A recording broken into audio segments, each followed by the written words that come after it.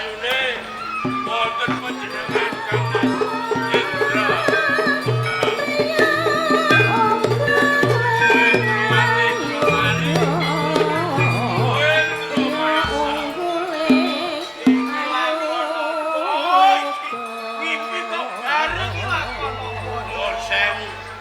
Dados panjenengan kala wau nyupenno. Pancen aku ketemu kelawan Dewi Mayang. Ndak foto-foto nanging kowe sing dadi pepralangku sakjroning impen iki mau. Sampean ngoten niku jenenge nyemu. Kok nyemu piye? Nuthuk lor ning kena kidul. Kok bisa? Kula niku nggih ngipi ketemu Dewi Mayang. Kula tresnani datenge panjenengan. Panjenengan nggih seneng karo Dewi Mayang. Sampeyan ampun anut-anut kula. Lho, sing anut kuwi kowe. Sing anut sami kula sing ngipi niku. Kowe aku sing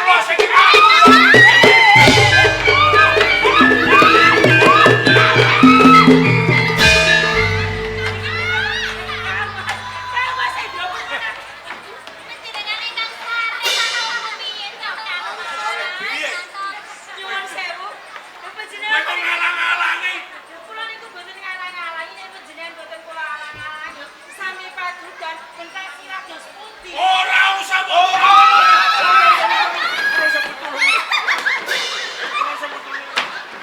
palangi karo aku. kowe iki piye? Aku arep tanding kiyoso karo Kang Mas Pak. Aku ya tanding kiyoso karo. Kula aturi sabar. Ampun blusa-blusa.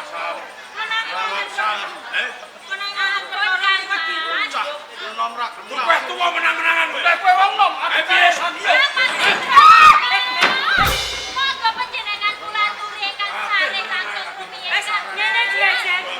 Aduh, kadang awake dhewe yen ora kena dielingke, diumbarke wae ben padha tukaran padha gelem. Piye? Piye? Hah? Oh, Lah panjenengan kok kula Baro ayo. Ayo, monggo. Tinggal dulu. Ayo. Rangi sini. Ayo, jadi. Ayo. Ayo. Ijen budak. Ijen panjenengan. Mangga rumiyin nek saweran. Atur sikon.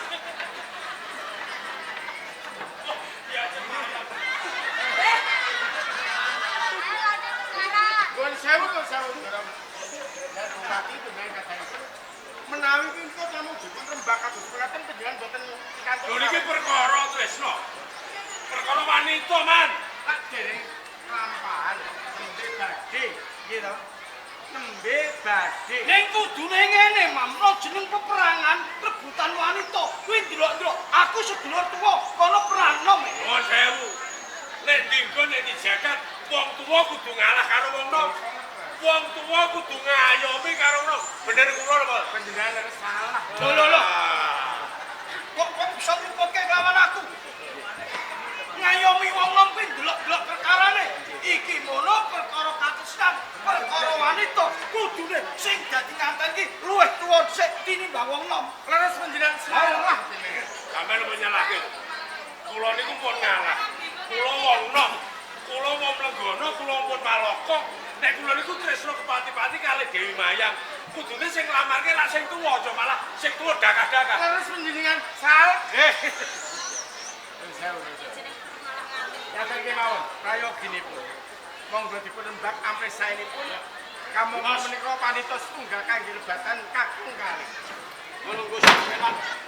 Monggo kanthi ningi tirta kawicaksana. Pancen kabeh iku mau kowe kelawan aku rebutan salah sawijining wanita siji. Gelem ora gelem tetep bentak sirah. Nanging pripun? iki ana cara. Dina iki kowe tak ujo kekarepanmu. Kowe njaluk apa wae tak turuti. Aton. Aja nganti kowe tresno kelawan Dewi Mayang. Ngaten. Iya. Panjenengan legawa. Kula nyuwun menapa kemawon diuja. Iya. Waton boten njaluk Dewi Mayang. Bener. Mang sekseni. Di sekseni wong loro. Tembunge sedulur lanang. Nek pancen nyata-nyata panjenengan muja kalih kula. Ya, kula namung nyuwun setunggal. apa penjalukmu? Bumi Sasigar semoga ing Majalengka.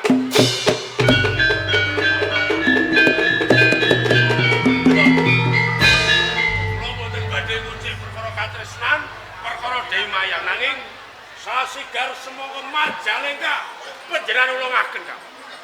Dimas Indra Permana. Pripun? Pancen kabeh iku mau pangucap nanging kowe kudu ngerti ing Majalengka kuwi dudu darbeen kon kakang pribadi nanging kawula cilik kae uga anduweni nek nganti Kabupaten Majalengka diprail-prail banjur negara Majalengka ki arep kok gawa menyang ndi. Oh nek ngono larenge tembung sampean tetep awel. Sampai niku ora iso dadi wong tuwa. Omongane esuk tempe, sore gelik, esuk pasar, sore warung. Lagi ngucap ibarat kecoh diidu meneh. Tetep kula boten trima. Nek Bumi Sasigar semoga boten mangulungaken. Mang titeni. Oh, Mang titeni. ditanya apa? Nek ana gegere Majalengka ampun itu.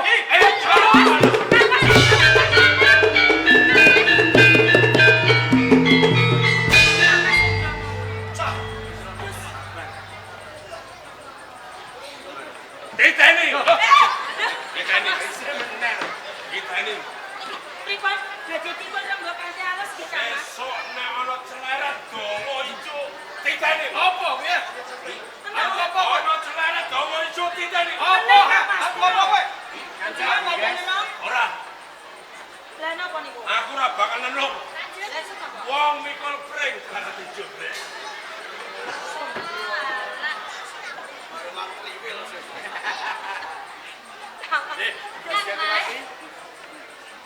Pancen kabeh iku mau wis tak temoko. Yen pun kakang sadungkapan maneh kudu duweni Garo Prameswari pinangka ibu-ibuning para kawula ing Majalengka.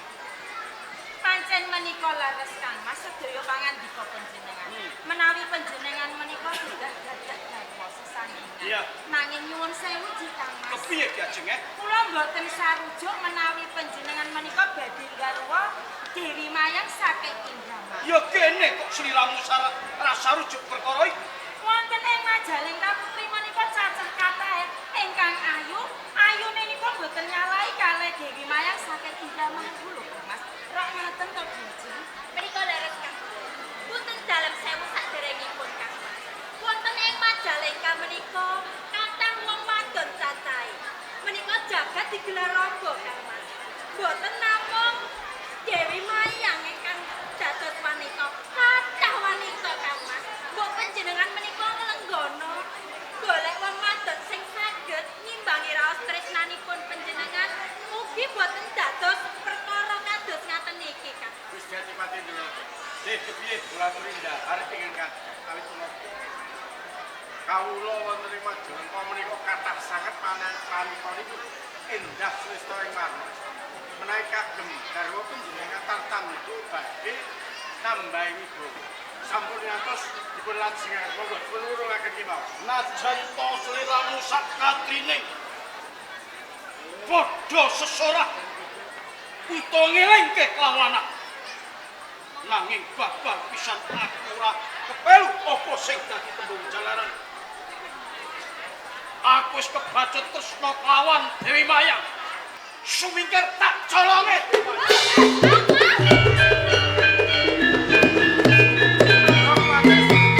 Nggih menawi dipun tampi menawi boten badhe ngelering seni. Menawi dipun monggo dipun wonten iki mawon.